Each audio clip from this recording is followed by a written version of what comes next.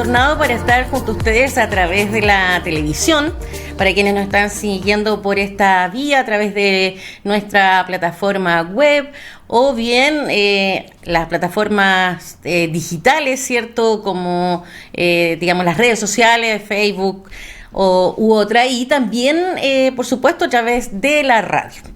Ya está con nosotros el invitado de esta mañana, cuando son las 8 de la mañana con 36 minutos. Le damos la bienvenida a Pablo Cifuentes, que es candidato a constituyente por la Coordinadora Social Magallanes. Pablo, ¿cómo estás? Buenos días, bienvenido. Buenos días, Soledad, muy bien. Primero que todo, gracias por la invitación, gracias por el espacio. Efectivamente, estamos ahí levantando una candidatura desde la Coordinadora Social de Magallanes y también representando al mundo de la educación desde la Red Autónoma de Profesoras y Profesores de Magallanes. Bueno, Pablo, ya hemos conversado con la Coordinadora Social, ¿cierto?, en relación a cómo de alguna manera se ha ido estructurando este trabajo que ustedes están llevando adelante, donde cada uno de los candidatos y candidatas que lleva la Coordinadora Social, que agrupa una serie de organizaciones, ¿cierto?, sociales, comunitarias, de trabajadores, han convenido, ¿cierto?, una misma plataforma y que además han comprometido que sea quien sea que llegue, va a seguir, digamos, esa línea de modo de poder llevar la representación de todas las áreas que componen la Coordinadora Social Magallanes. Sí, bueno, yo creo que ahí tú mencionas un aspecto que es clave, ya que hoy en día muchas personas obviamente están con la etiqueta de venir desde el mundo independiente, pero nosotros en ese sentido hemos asumido el compromiso también de mantener una cercanía con la organización civil, con la organización ciudadana. Nuestra coordinadora efectivamente nace desde el trabajo de distintas organizaciones y una de las cosas que para nosotros fue súper importante al momento de levantar candidaturas era que cada persona que se postulara para para ocupar en el fondo este espacio viniera de alguna organización de base y que tuviera un trabajo previo donde se hubiera levantado información en el fondo sobre cuáles son las necesidades que tenemos como país en las distintas áreas. Y en ese sentido también se construyó, está en construcción en realidad, un mandato popular, que es el programa que tiene la Coordinadora Social, y es el resultado de un proceso bastante extenso de recopilar información desde distintos puntos de vista. Se ha hecho a través de cabildos, a través de asambleas, a través de consultas ciudadanas, de encuestas en línea, ¿cierto? Entonces hemos podido recoger un poquito la mirada de las personas en distintos ámbitos para poder desde allí construir nuestro programa y irlo revisando constantemente. Y está justamente puesto ahí el compromiso también de nuestra lista, ¿cierto?, que está compuesta por Elisa, por Inés, por Patricio, Javier y yo, de que cualquiera de nosotros que llegara a la Convención Constitucional, en el fondo va con el compromiso férreo de defender los principios que estén en ese mandato, ¿cierto?, y que en el fondo también se vinculan directamente con las necesidades y con los anhelos que tiene la misma ciudadanía. A propósito de recoger, ¿cierto?, y de incluir y de escuchar a la comunidad, tú has estado haciendo también un levantamiento en la calle, ¿cierto?, con un buzón ahí en la Costanera, entiendo, o en otros lugares, para también recoger la opinión de otra gente que no necesariamente es parte de estas organizaciones que componen la Coordinadora Social. Sí, efectivamente, uno de los compromisos que yo he asumido como candidato y que también responde a esta lógica que tenemos desde la coordinadora es que esto sea participativo y que ojalá pueda ser un diálogo. Nosotros creemos que es súper importante que como país volvamos a escucharnos y volvamos a poner en conversación las distintas opiniones que pueden ser muy divergentes, que pueden ser muy diversas. Pero si no se escuchan entre sí, es difícil llegar a un acuerdo. Tenemos que tener en consideración que la Convención Constitucional va a necesitar poner en consenso y coordinar 155 voluntades distintas, ya que vienen desde mundos de representación distintos. Por lo tanto, ahí tenemos un compromiso bien importante y hemos tratado de llevarlo a efecto, no solamente en el discurso, ¿cierto?, o en este planteamiento de la candidatura, sino que en realidad sea una realidad.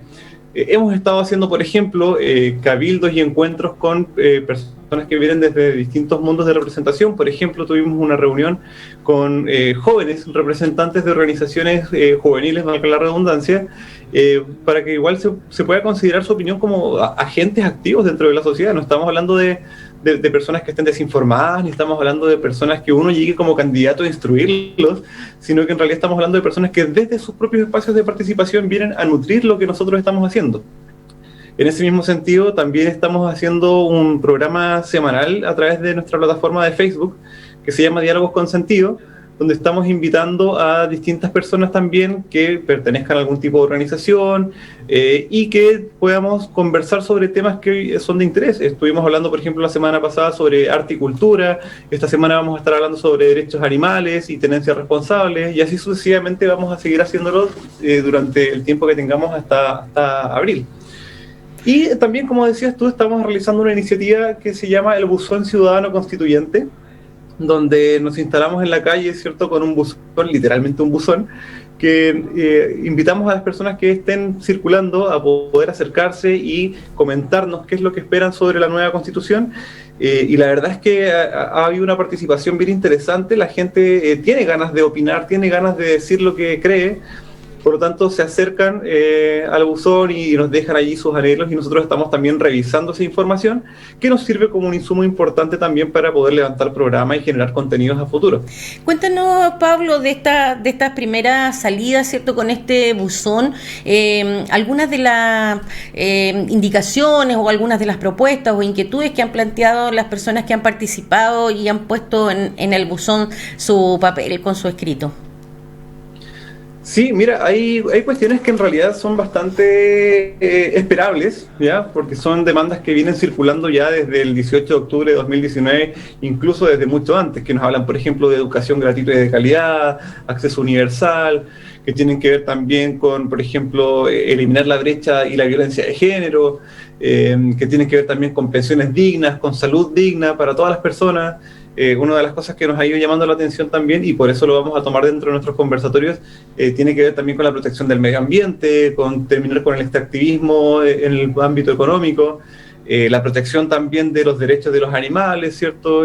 Son cuestiones que de repente hoy no están consideradas en la Constitución de manera contundente, y efectivamente estas actividades nos demuestran que son parte también de las preocupaciones de la ciudadanía, y por lo tanto creo que es importante entrar allí y revisar también qué es lo que se puede hacer al respecto.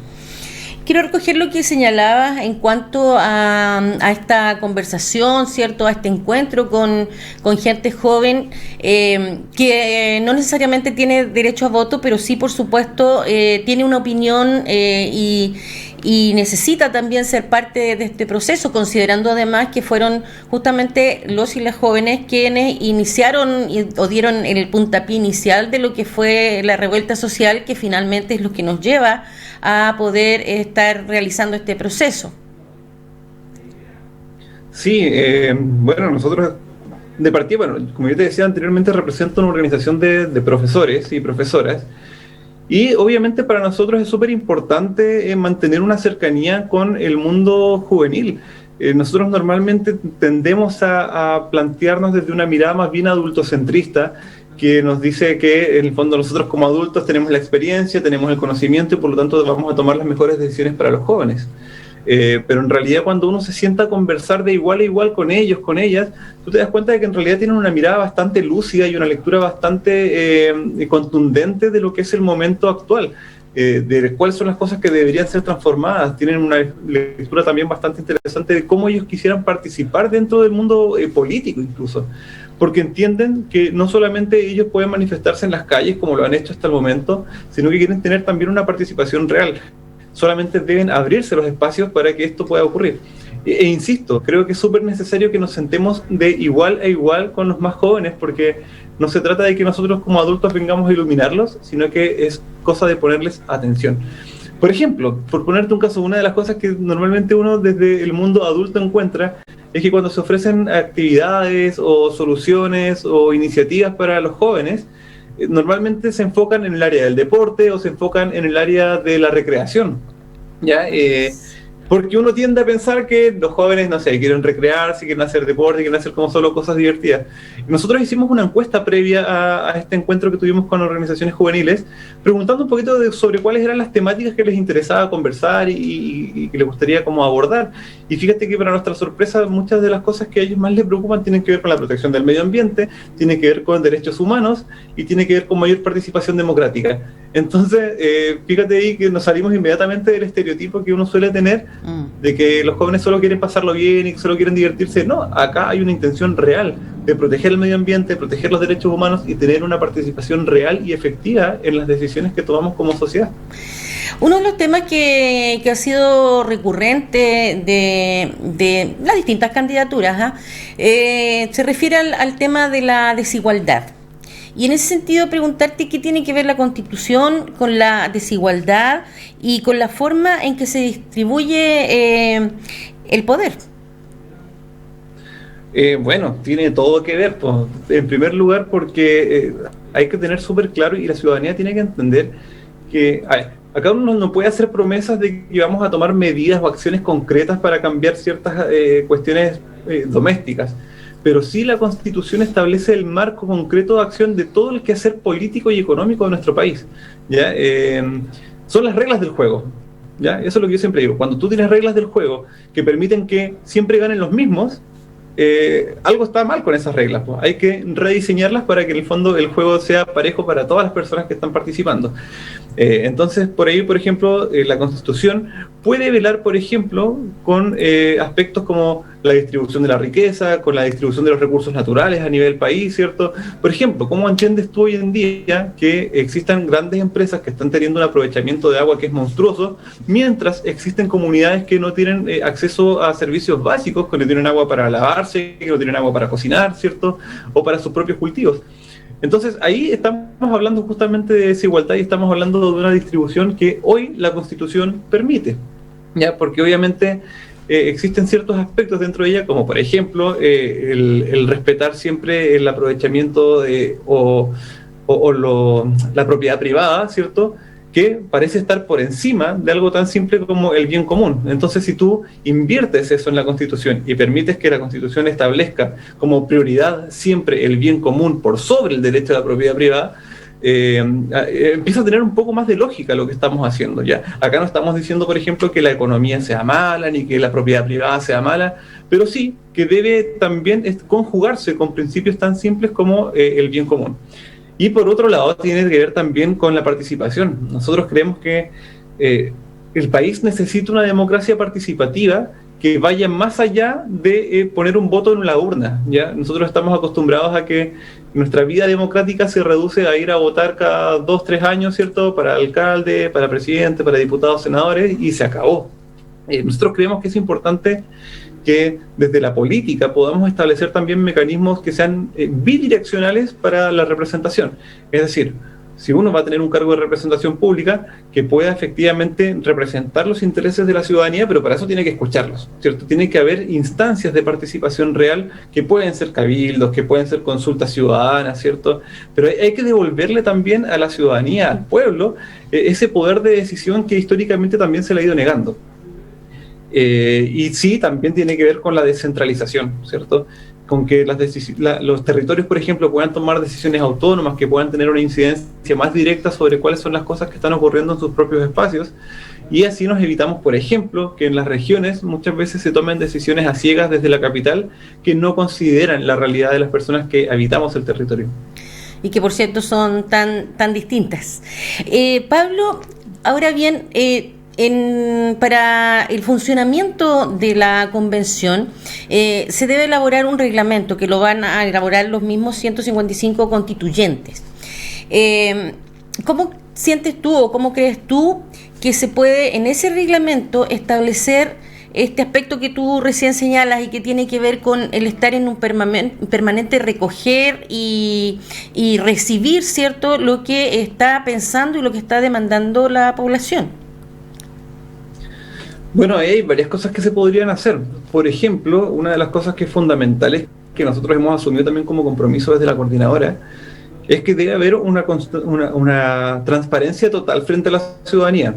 Es decir, quien se establezca efectivamente como convencional constituyente debería generar espacios de, por ejemplo, rendición de cuentas frente a la ciudadanía, que puede ser una rendición de cuenta pública mensual, por ejemplo, establecer también procesos de consulta territorial, es decir, que si se van a tocar puntos en la Constitución que tienen que ver con las demandas que vienen desde la región, poder hacer consultas públicas, efectivamente. ¿Qué piensa la gente sobre esto? Si acá no se trata de que nosotros vayamos a representarnos a nosotros mismos. Y esa es una de las cosas que tenemos también como punto fuerte dentro de nuestra lista, es que venimos desde el mundo independiente y por lo tanto no respondemos a ningún interés ni partidista, ni económico, no tenemos presiones de ningún lado. Por lo tanto, como bien dice mi compañera de lista, la Inés Vidal, nosotros tenemos un solo jefe, que en este caso es la ciudadanía, ¿ya? Y vamos a responder a eso. Otro aspecto que se podría hacer, por ejemplo, es que firmar un compromiso que tenga que ver también con la representación ciudadana, o, por ejemplo, llegar a la revocabilidad de los cargos en caso de que la ciudadanía así lo requiera, si es que siente que no se está representando sus intereses fielmente. Claro, te pregunto porque así como están las cosas, da la impresión que a pesar de que en el plebiscito, ¿cierto?, se votó por una convención constitucional, finalmente, digamos, abierta, finalmente lo que vamos a tener pareciera, ¿cierto?, así como están dadas las cosas, que va a ser más bien mixta. Y por ahí pudiera a lo mejor este tema de justamente de la participación correr algún riesgo si esto no está establecido en este reglamento de la Convención Constitucional. Sí, bueno, por eso también es tan importante de que las personas al momento de votar por sus candidaturas para convencionales constituyentes tengan súper claro quién es quién y a qué sector representa cada persona que nos estamos postulando en esta carrera. Como te dije al comienzo del programa, se van a levantar muchas voces diciendo somos independientes, pero también sabemos que existen personas que representan o tienen cercanía con ciertos partidos políticos, con ciertos intereses particulares. Nosotros creemos que es fundamental que la ciudadanía vote y vote informada, sabiendo quién es quién y sabiendo cuáles son, por ejemplo, sus definiciones ideológicas y cuáles son también sus redes de representación. Acá nosotros estamos apostando por ser un canal efectivamente que conecte las demandas de la ciudadanía con la convención, y eso como primera cosa, porque acá la decisión la va a tener la gente. Y si votan finalmente por personas que vienen de los mismos partidos de siempre o de los mismos espacios de representación de unos pocos, lo que vamos a tener va a ser una constitución que va a ser hecha a la medida de esos pocos o de esos intereses, ¿cierto? Por lo tanto, súper importante. A lo largo de todo Chile se han levantado candidaturas que son independientes y que tienen como base organizaciones del mundo civil, ¿ya? Organizaciones sociales. Nosotros hoy somos una lista que responde a esa misma lógica. Nosotros no queremos trabajar por nosotros mismos, sino que queremos ser ese canal que conecte también las demandas de la organización civil con la convención. Y si logramos ser muchos de esos en la convención, probablemente vamos a tener una constitución que esté más conectada con las necesidades de las personas. Ahora, en lo que queda de tiempo, que no es mucho, por cierto, de campaña, vamos a seguir viendo este buzón por distintos espacios. ¿Cómo se va a desarrollar bueno, y de la lista en general y la tuya en particular? Sí, pues bueno, vienen hartos hitos, la verdad. Oficialmente el despliegue de campaña comienza el 10 de febrero. Por lo tanto, a partir de esa fecha probablemente vamos a empezar a tener mayor presencia en las calles, ya con una brigada de despliegue, ¿cierto?, que nos permita conversar con las personas, entregarle información impresa, porque hoy en día, como no ha comenzado el periodo oficial de campaña, eso no se puede hacer. Por eso es que nos hemos concentrado también en hacer actividades de recopilación de información, más de ir nosotros a ofrecer un programa.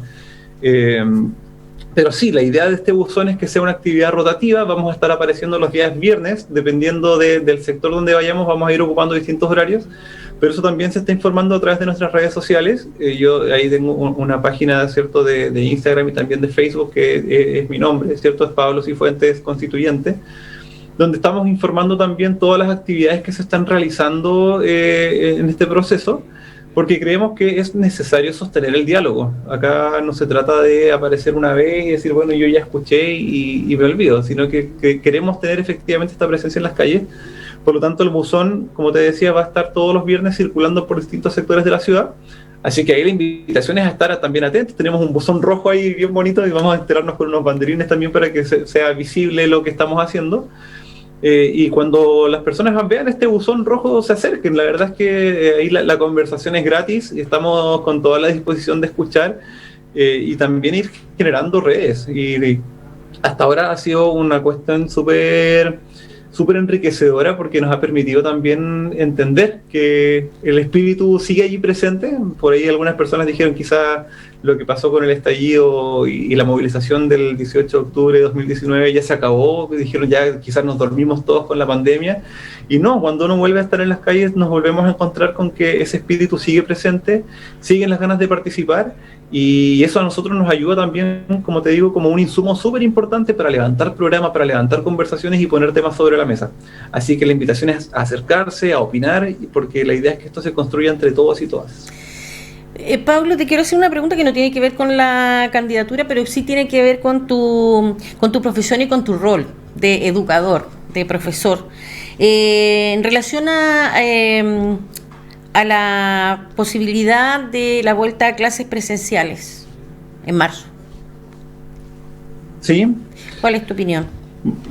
Bueno, mira, aquí nosotros igual hemos conversado este tema desde la red de profesoras y profesores, y creo que ahí concordamos con lo que piensa la mayoría de la gente. Hay una cuestión que es súper importante.